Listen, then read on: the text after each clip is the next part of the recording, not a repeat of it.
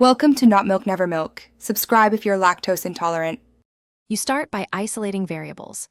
Plug a laptop into the router with Ethernet to check if the internet drops there too. If wired stays stable, the problem is wireless. If wired drops, make sure modem firmware and ISP line are addressed. Reboot router and modem now, wait 2 to 3 minutes, and watch LEDs. While waiting, open your device Wi-Fi settings and remove saved networks you no longer use so you can reconnect fresh. Once you confirm it's a wireless issue, scan for interference and switch channels to 1, 6, or 11 on 2, 4 GHz, or move devices to 5 GHz if range allows.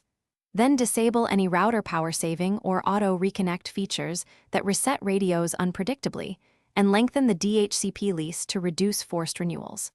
Update the router firmware and the client Wi-Fi drivers next.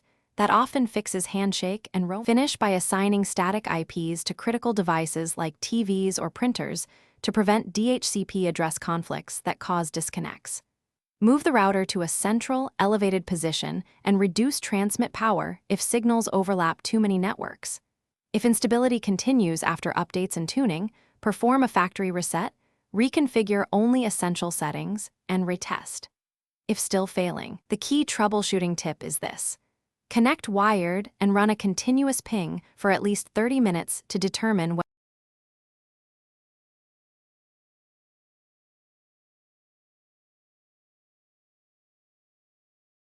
Thanks for watching. If this was helpful, leave a like and consider subscribing. See you next time.